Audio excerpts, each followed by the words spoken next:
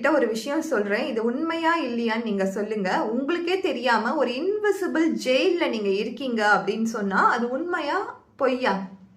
நீங்க ஒரு இன்விசிபிளான ஜெயிலுக்குள்ள தான் இருக்கீங்க.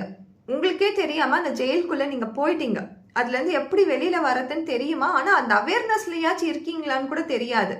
ஸோ அந்த இன்விசிபிளான ஜெயில் என்ன அப்படின்னு நம்ம பார்த்தோம்னா இந்த சோஷியல் மீடியா தான். இப்போ யார்கிட்ட எல்லாம் பணம் இருக்கோ, யாரெல்லாம் ஒரு சோஷியல் மீடியால மார்க்கெட்டிங் டீமை ஹையர் பண்ண முடியுதோ அவங்க தான் இப்போ ஒரு ப்ராடக்டையுமே ஹெவியா சேல் பண்ணிட்டு இருக்காங்க. அதே மாதிரி சர்வீஸையுமே சேல் பண்ணிட்டு இருக்காங்க.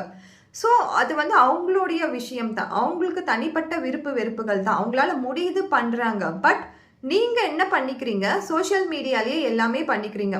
ரைட் ஃப்ரம் ப்ராடக்ட்ல இருந்து சர்வீஸ் வரைக்கும் நீங்க அதுலயே எடுக்கணும்னு நினைக்கிறீங்க.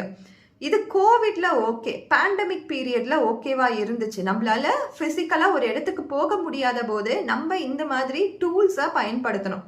கூகுள் மீட்டாக இருக்கட்டும், ஜூமாக இருக்கட்டும், ஆர் வாட்ஸ்அப் காலாக இருக்கட்டும், எதுவாக வேணாலும் நம்ம அப்போ பயன்படுத்தணும். அது வெல் அண்ட் குட் அப்போ அந்த டைமுக்கு.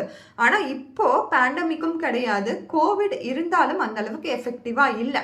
ஸோ இப்போ நம்ம லோக்கலில் இருக்க கடைக்கு போகலாம். உங்களுடைய டைமை இன்னுமே வெளியில் போய் நீங்கள் ஸ்பெண்ட் பண்ணலாம். ஒரு சோஷியல் மீடியா அப்படின்ற இந்த ஜெயிலுக்குள்ளே இல்லாமல் வெளியில் போங்க. வெளியில் போய் இருக்கிற விசிபிலிட்டியை பாருங்க. அவங்க காட்டுற விஷயம் தான் வெளியிலயும் இருக்கு. அவங்க கொடுக்குற சர்வீஸ் தான் உங்க பக்கத்து வீட்டில் உங்க பக்கத்து நெய்பர் கொடுத்துட்டு இருக்காங்க. அதை போய் பாருங்க, அவங்க கிட்ட அந்த சர்வீஸை வாங்குங்க. ஸோ இது எல்லாமே உங்ககிட்டயே தான் இருக்கு, உங்க பக்கத்துலயே தான் இருக்கு. ஆனா நம்ம இந்த சோஷியல் மீடியா அப்படின்ற இந்த இன்விசிபிள் ஜெயிலில் உட்காந்து நம்மளே சஃபர் பண்ணிட்டு இருக்கோம். அது பிசிக்கலாகவும் சரி, மென்டலாகவும் சரி.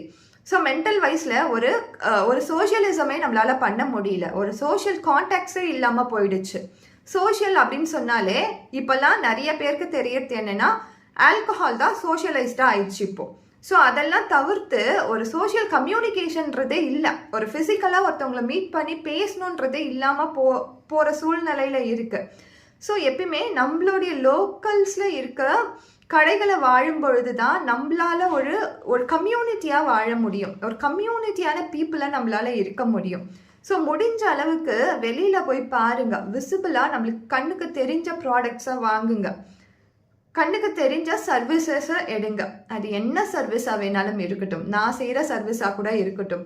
ஸோ உங்களுக்கு பக்கத்துலையே தான் இருப்பாங்க. அவங்கள போய் மீட் பண்ணுங்க, பேசுங்க. உங்களுக்கு ஒரு இமோஷனல் கனெக்ட் கிடைக்கும். உங்கள் மைண்ட் ஃப்ரீ ஆகும்.